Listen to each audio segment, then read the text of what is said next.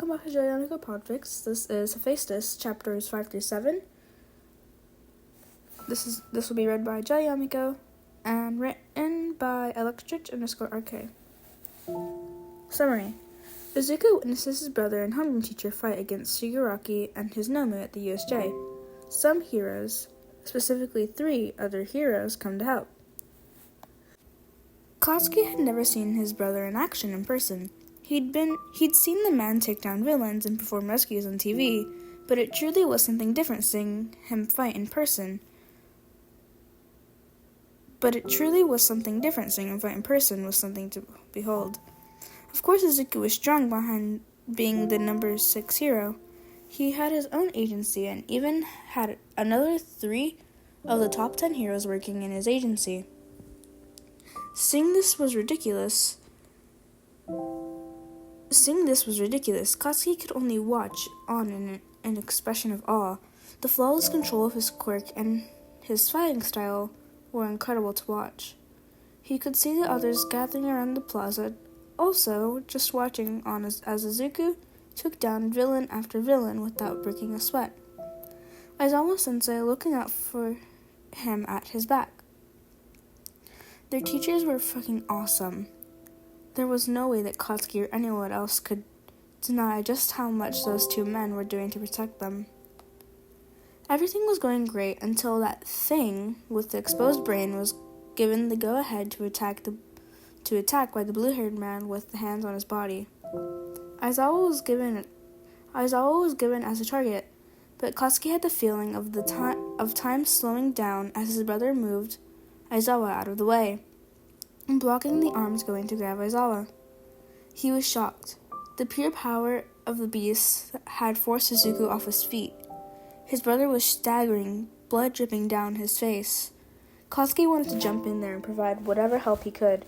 Before he could decide on his course of action, his brother proved just why he was Japan's number 6 hero. Izuku was standing back up to his full height, taking blow after blow from this bioengineered beast with multiple quirks. He had never appreciated just how huge his brother was.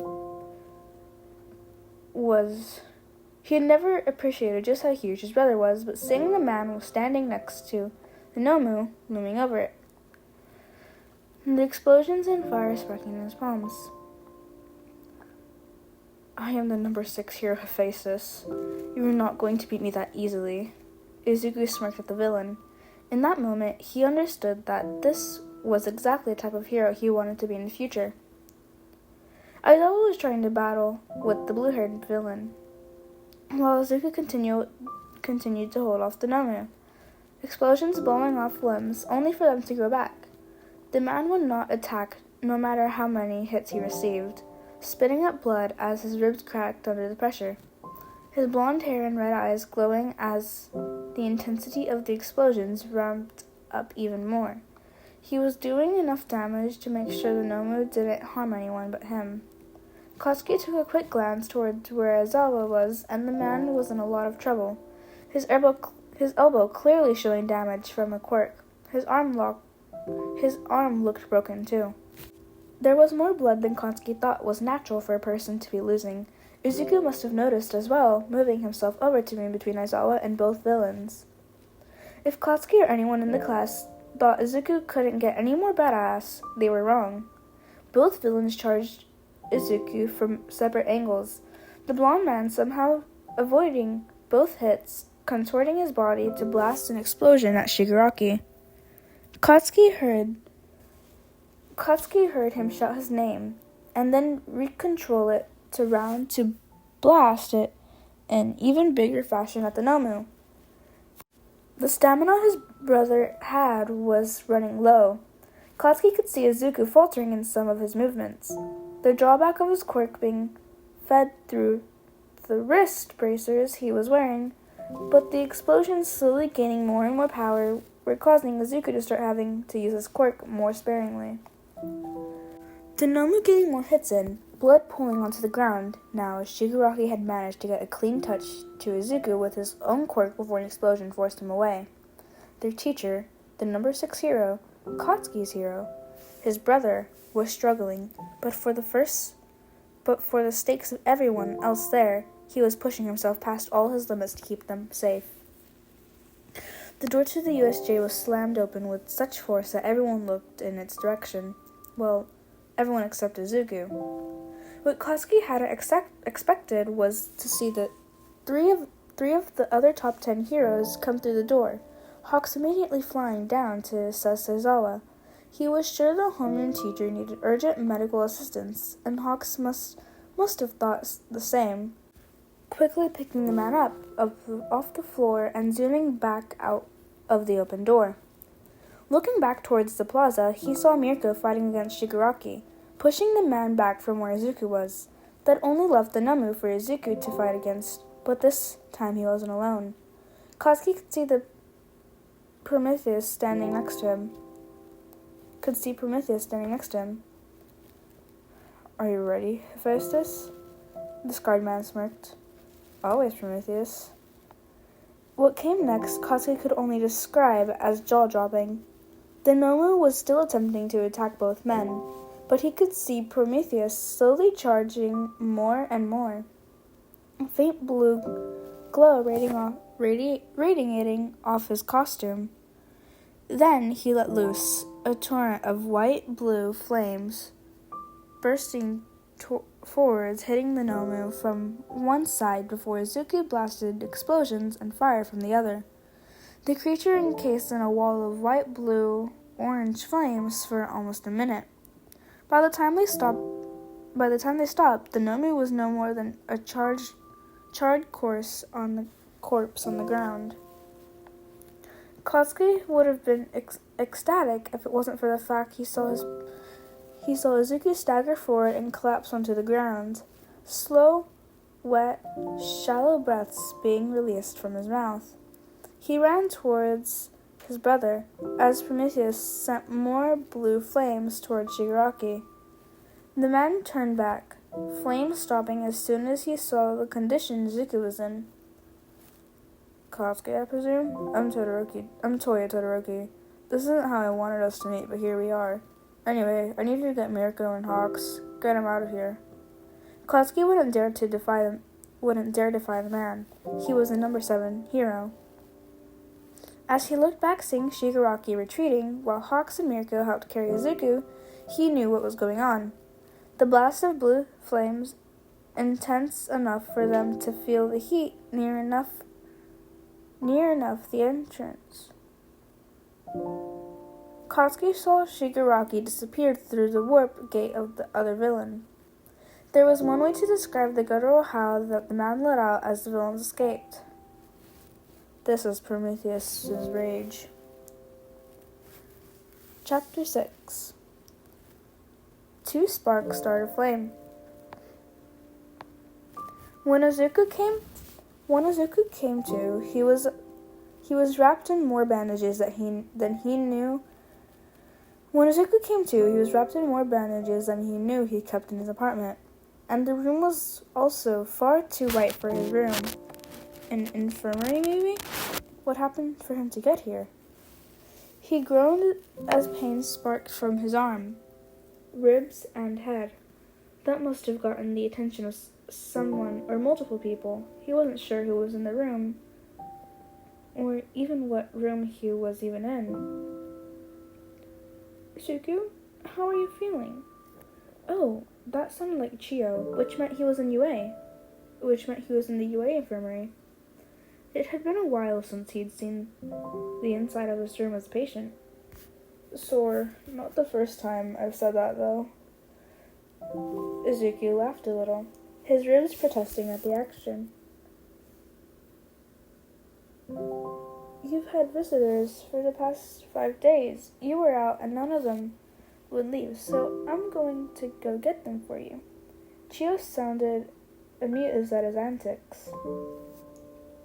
I had enough of seeing you here as a student. I don't need to see you here as a teacher, too. I can't promise anything, but I'll try. The resident UA healer nodded at him before turning and walking out of the room.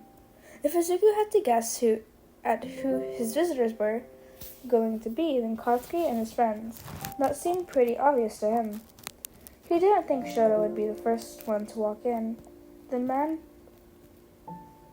was pretty bandaged up himself, but Izuku was glad it was as little as it was. The man could have been dead.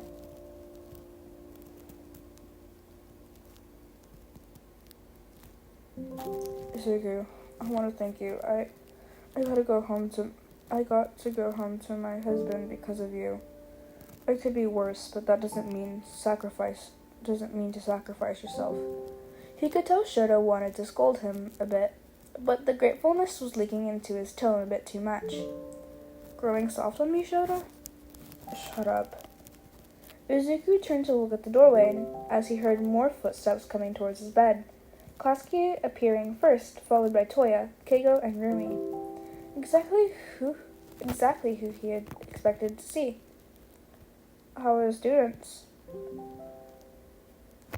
All of the students are fine.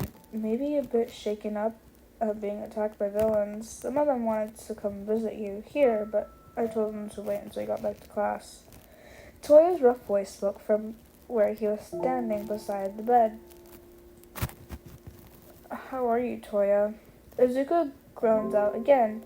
His lungs weren't happy with the amount of talking, it seemed. I'm alright for the most part. I got a bit of strain from overusing my quirk.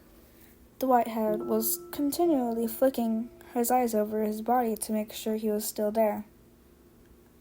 You really gave us quite the scare when you collapsed, Izuku. That was Keigo, Rumi agreeing as she nodded along beside him. You're a fucking idiot! You should have asked us for help earlier! I know, I'm sorry, guys. He was suddenly being suffocated by a bundle of blonde hair and wet red eyes staring up at him. We just got you back. We'd rather not lose you again, permanently. So soon. Izuku and the small group spent the next 30 minutes talking before the three of the pros had to go back to work. Katsuki was asked to come home by their mom. Toya was the only one left with him. I almost died in that facility, Izu. Toya whispered, sliding onto the bed beside the larger blonde man. I know, but if it wasn't me, then who would it have been instead? Toya chose not to answer that, as Izuku could see. He opened his mouth to ask the other man something. He didn't get the chance. Toya bit into it. Izuku, yesterday made me realize how much I need to say this. Will you... Toya was interrupted by the sound of knocking. Chio entering to do some tests on him before vanishing back out to wherever she came from. So I was saying, were you going on a date with me? Of course I will, Toya. Just after I'm out of these bandages. You don't want people thinking you're into necrophilia by taking a mummy out with you. Oh, shut up and kiss me, idiot. Chapter 7. TA. Toya Todoroki.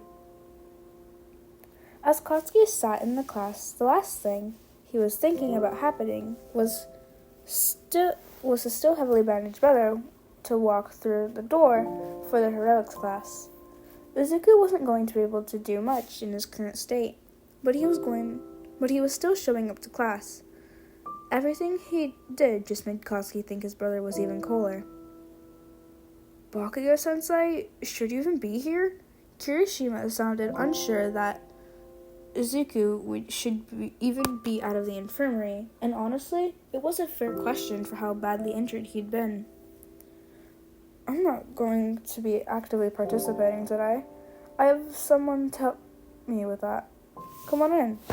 Izuku sent a smile towards the door. Oh? That gave Katsuki more ammunition to tease his brother if he was right about to tease his brother if he was right in his assumption. The class went into a small craze at seeing the number 7 pro hero, Prometheus, standing in front of the class. Katsuki could see the stunning heterochromic eyes of Shoto widen when he saw Prometheus. He did not just think about Icy Hot.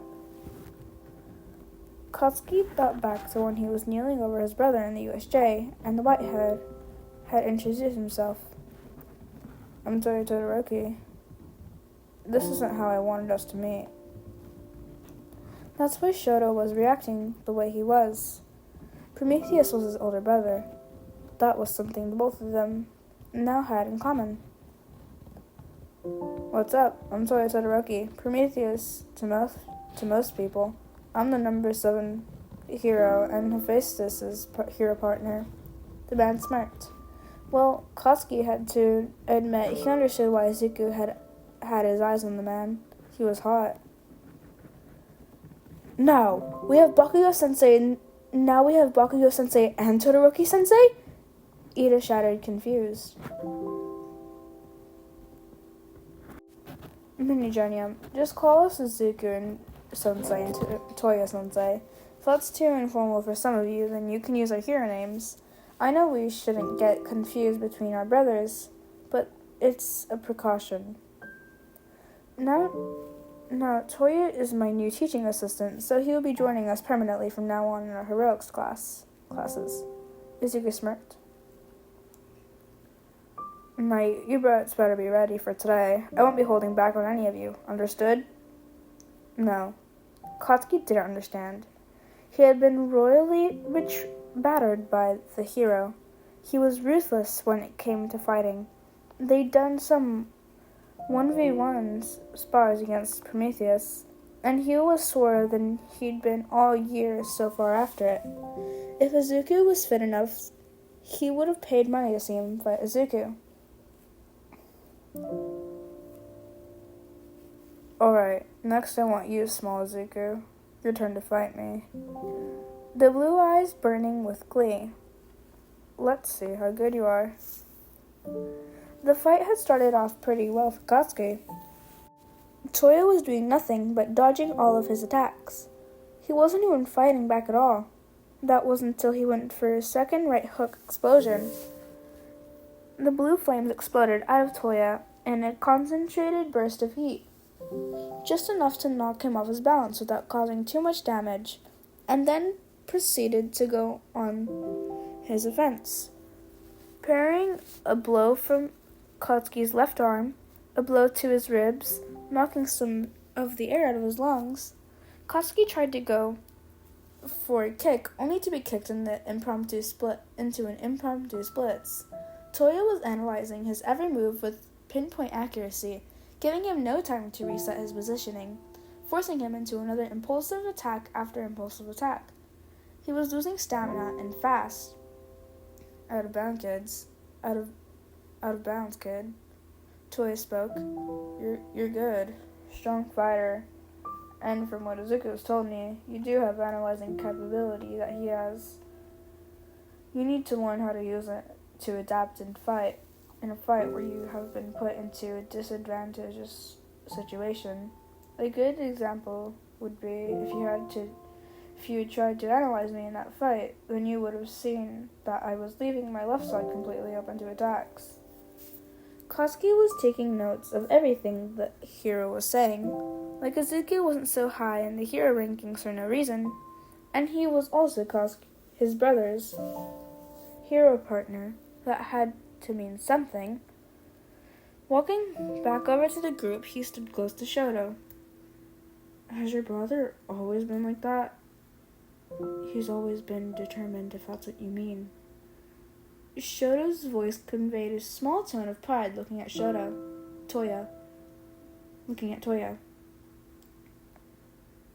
No, has he always been... Katsuki trailed off. He wasn't quite sure where he was taking this. Has he always been so ruthless? The answer to that is no. I believe some of what he knows and how he uses it comes from Izuku. Shoto points to where his brother was leaning against a wall, staring at Toya. Katsuki needed to get home early when school ended and get some heat packs on his aching muscles, getting back into the class just before Izuku and Toya walked in. I know some of you are going to feel bad about today. Just remember that I am 22 and a top 10 ranked hero, so my experience levels are much higher than all of you. I practice regularly with Hephaestus, Mirko, and Hawks. All of you are doing very good for only being first-year hero students. Toya softly gave his speech to the class. Anyway, what you will all have to focus on is the sports festival, which is coming up. We'll do what we can to prepare you all for it. When Katsuki left the class, he could hear the distinct sound of Kaminari's voice talking to Shinzo. Man, Hephaestus and Prometheus are so cool. You don't even know who he was when you first met the class on day 1. Katsuki couldn't argue the sentiment at all. Izuku was really damn cool, and if he was going to gain another cool as fuck hero like Prometheus' brother-in-law in the future, then he also wasn't complaining. That was chapters 5 through 7 of Hephaestus. Quick reason why I haven't been posting a lot is because I've been having a lot of after-school things. I actually had a UIL competition the other day. I also got really sick, just the other day. So my voice might sound a bit weird. My throat hurts really badly. But yeah, I haven't been able to post on the weekends. That's usually when I record, but, I didn't go to school today because I got sick. Yay! So I'm just kind of recording now. Anyway, have a nice day. Bye-bye.